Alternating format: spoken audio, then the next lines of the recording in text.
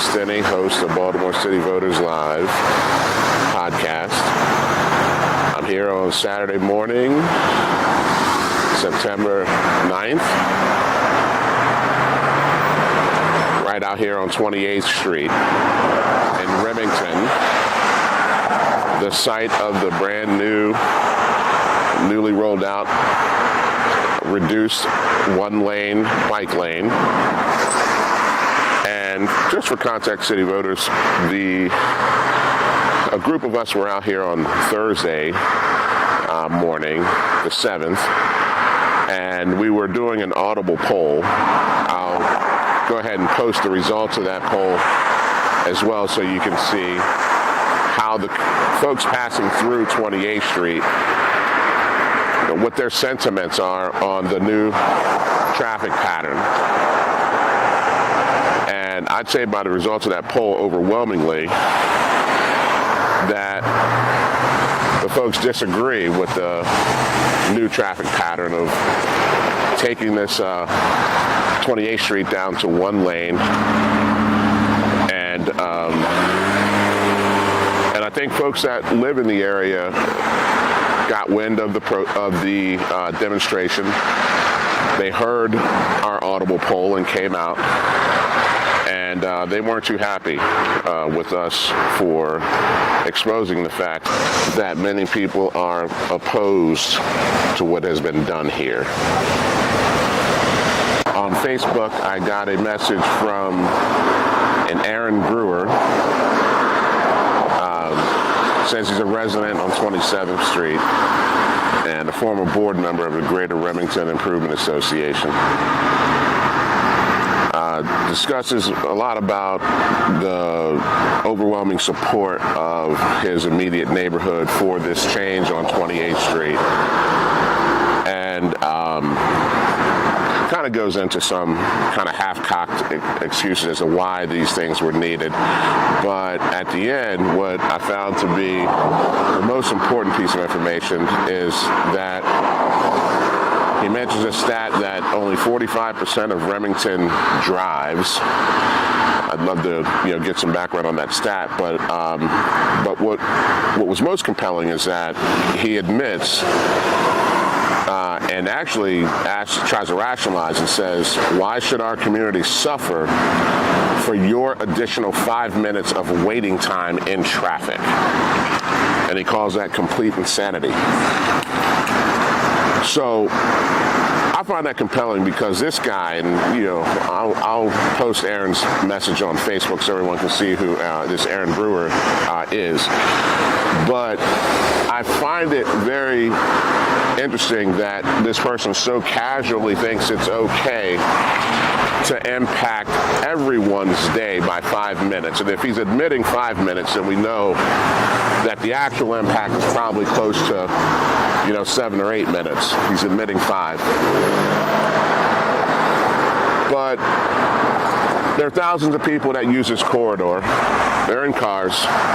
Thousands of people, thousands of cars coming through, each of them sitting here 7 minutes longer. I don't know. You can argue an environmental impact there. But more importantly is that he so casually doesn't mind impacting thousands and countless number of people's days by that 7 minutes. And if Aaron Brewer doesn't mind, then there's another neighborhood that won't mind, another neighborhood that won't mind. And next thing you know, the people are impacted, 28 minutes of their day as you start to string these little projects together. Now, I don't know if Aaron has kids, but I do. And I remember looking out the window to make sure that my daughter's bus was on time to school when she was in 6th grade. It rarely was. Okay? The bus was right across the street from my house. School not too far away. She was lucky. Many kids in Baltimore travel tremendous distance for middle school and high school on public transportation. And when you start having folks that are so entitled that they believe that impacting someone's day by 7 minutes isn't significant, And you have children waiting at bus stops when it's raining, when it's cold, when it's extremely hot. And you have these neighborhoods of privilege impacting them at 7 minutes a clip. Next thing you know, that child's morning is 21 minutes longer, 28 minutes longer. How long does it take for them to get to school?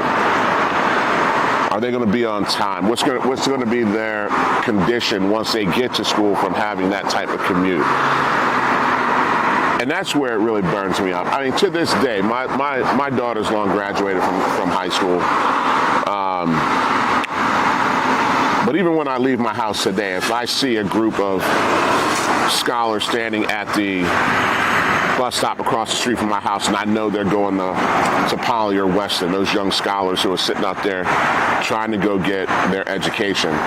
If I see them standing there and I know the bus schedule by my house and it's not on time, I still scoop those scholars up into my wagon, and I'll impact my day and push back whatever it was I was going to do to make sure that they get to school as soon as possible.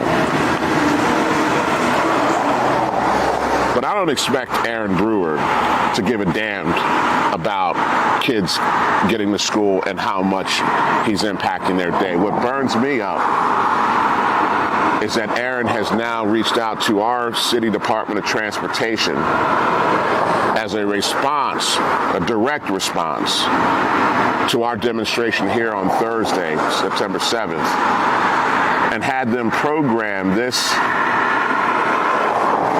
display here to try to rationalize what we were protesting against. And the injustice here is that our Department of Transportation is willingly participating in this nonsense and spending time and resources to come out, program and display, and continue to display this message and to directly antagonize the folks that were out here expressing their free speech on Thursday morning. Department of Transportation, I don't expect much from Aaron Brewer or his neighbors or colleagues. I expect them to be selfish. I expect them to only care about their own.